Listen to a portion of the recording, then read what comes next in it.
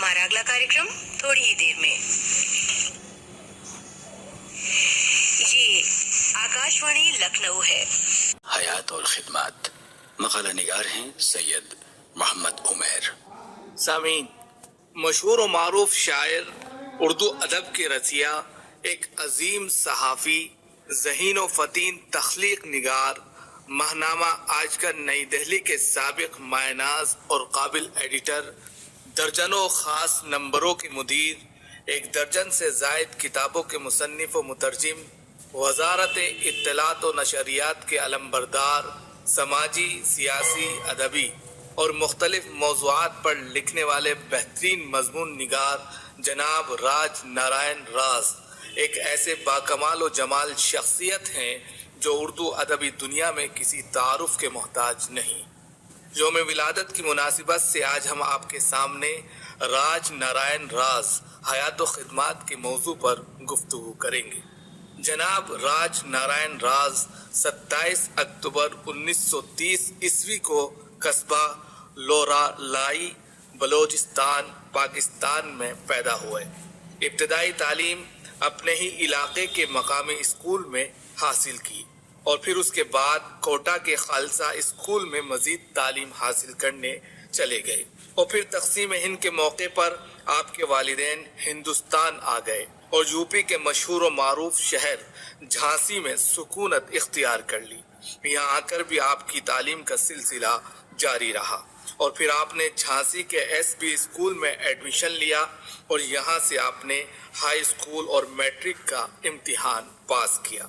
यहाँ पर तालीम के दौरान आपके वालिद मोहतरम जनाब लाला शिवराम जी ने एक बार फिर माअहल आयाल हिजरत करने का मन बना लिया और फिर बिल आखिर आपके अहले खाना ने झांसी की सुकूनत तर्क करके दिल्ली का रुख किया और ईस्ट पटेल नगर नई दिल्ली में मुस्तकिल तौर पर शिफ्ट हो गए। इस तरह आपकी तालीम दिल्ली में आकर ही मुकम्मल हुई।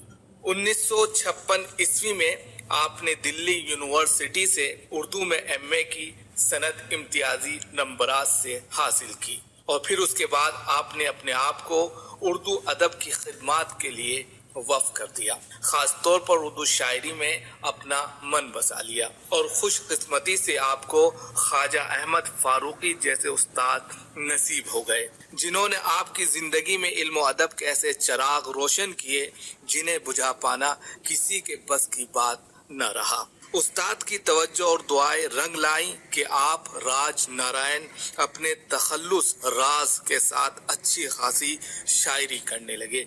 साथ ही साथ सहाफत में भी जोरमाई करते रहे। इस तरह सहाफत में भी अच्छा खासा मलका आपने हासिल कर लिया। नतीजतन सबसे पहले तीज अखबार में सब एडिटर हो गए।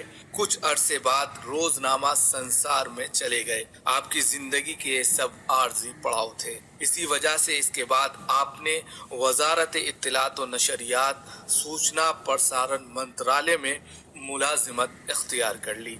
सूचना प्रसारण मंत्रालय से वाबस्ता होकर आप अपनी लियाकत व जहानत से तरक्की के जीने चढ़ते चले गए। एक अरसे तक सूचना प्रसारण मंत्रालय में अपनी खिदमत अंजाम देते रहे। बाद अजीम एक ज़हीन व फ़तीन अजीम सहाफ़ी का किरदार अदा करने के लिए उर्दू का मकबूल आम मुसव्विर महनामा आजकल नई दिल्ली के अप्रैल 1981 में एडिटर के ओहदे पर फाइज होकर उर्दू सहाफ़त की दुनिया में बेपनाह खिदमत देने लगे। आपके दौरे इदारत में आजकल के आम शुमारों के मेयार और ज़ाहिरी हुस्न में जहां इजाफा हुआ, वहीं आपने अपने ओहदे पर रहते हुए ऐसे तारीख साज खास नंबर निकाले जो आज भी बरसों बाद हज़ारहा बाज़ो उर्दू क़ारिईन की अव्वल पसंद और तलबा के लिए रहनुमा बने हुए हैं। आपने अपनी इदारत में एक दो नहीं बल्कि पूरे 18 खास नंबर निकाले जिनमें मीर तकी मीर नंबर, हिंदी अदब नंबर, पंजाबी नंबर, उर्दू सहाफ़त नंबर, सिंधी नंबर, मुंतखब तख्लीक़ात number, Azad number, Hasrat number ख़ास तौर पर काबिल ज़िक्र हैं। इसी तरह आपके 3 शेरी मजमुए اردو دنیا میں مقبول ترین اور ناقابل فراموش حیثیت رکھتے ہیں۔ ان میں پہلا چاندنی اساڑ کی، دوسرا لذت لفظوں کی اور تیسرا دھنک احساس کی ہے۔ اس کے علاوہ زبان میں سلاست، شیریں بیانی، بیان میں تازگی، مضمون میں ندرت، سوچ میں گہرائی، لہجے میں بلاغت، غزل کی فنی اور روایتی پاکیزگی کا اہتمام آپ کے کلام کی خصوصیت ہے۔ چند اشعار یہاں آپ کی خدمت میں پیش کیے جاتے ہیں۔ سوچئے گرمی گفتار کہاں سے آئی، سوچئے گرمی گفتار کہاں سے آئی، لب پہ لب خواہش اظہار کہاں سے آئی، کس حنا ہاتھ سے آگن ہے معطر اپنا، کس حنا ہاتھ سے آگن ہے معطر اپنا، وقت خوش ساعت بیدار کہاں سے آئی، ہاں یہ ممکن ہے نیا موڑ ہو پھولوں جیسا، ہاں یہ ممکن ہے کہ نیا موڑ ہو پھولوں جیسا، چپ یہ پازیب کی جھنکار کہاں سے آئی۔ مزید کچھ متفرق غزلیہ اشعار اور ملاحظہ فرمائیں۔ سمٹا تو بنا لفظوں کے معنی سے شناسا، سمٹا تو بنا لفظوں کے معنی سے شناسا، بکھرا ہوں تو خوشبو کی طرح پھیل گیا ہوں، کیسی بستی ہے مکی جس کے ہیں بوڑھے بچے، کیسی بستی ہے مکی جس کے ہیں بوڑھے بچے، کیا مقدر ہے کہاں آ کے رکا ہوں میں بھی، وہ شخص کیا ہوا جو مقابل تھا سوچئے، وہ شخص کیا ہوا جو مقابل تھا سوچئے، بس اتنا کہہ کے آئینے خاموش ہو گئے۔ راج نارائن راز اپنی طرز کے منفرد شاعر ہونے کے ساتھ ساتھ ایک اچھے نثر نگار بھی تھے۔ آپ کے درجنوں تنقیدی مضامین ادبی رسائل میگزین میں شائع ہوتے رہے۔ آپ نے اپنے استاد پرشاد منور لکھنوی پر ایک مبسوط کتاب کے علاوہ خواجہ احمد عباس افکار، گفتار اور کردار کے نام سے ایک وسیع تحقیقی اور تنقیدی کتاب بھی لکھی جو اپنی مثال آپ ہے۔ آپ نے اپنی شاعری کے ابتدائی دور میں افسانہ نگاری میں بھی ہاتھ آزمائے اور ایک ناول عزم جواں کے نام سے بھی لکھا جو بڑا پسند کیا گیا، لیکن بعد میں آپ نے اپنی پوری توجہ شاعری پر مذکور کر دی۔ اس کے علاوہ آپ نے چند ناولوں کے ترجمے بھی کیے جن میں لہروں کی آواز، ایٹم کی کہانی، فٹ بال کی کہانی اور فقیر موہن سیناپتی قابل ذکر ہیں۔ خلاصہ کلام یہ ہے کہ راج نارائن راز ایک بے حد غیور انسان تھے۔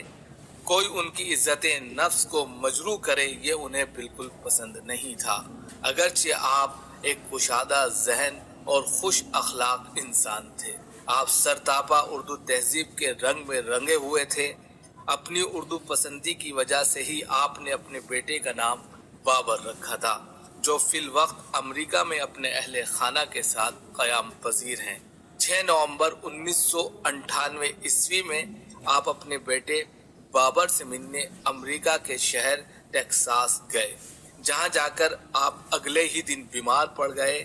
سخت بیماری نے آپ کو گھیر لیا اور اسی دن آپ اللہ کو پیارے بھی ہو گئے، اور پھر یہ اردو ادب کا شہسوار 8 نومبر 1998 عیسوی ہندوستانی تاریخ کے مطابق اس دنیا سے ہمیشہ کے لیے رخصت ہو گیا۔ آپ کی آخری رسومات امریکہ میں ہی ادا کی گئیں۔ ہزاروں سال نرگس اپنی بے نوری پہ روتی ہے، ہزاروں سال نرگس اپنی بے نوری پہ روتی ہے، بڑی مشکل سے ہوتا ہے چمن میں دیدہ ور پیدا۔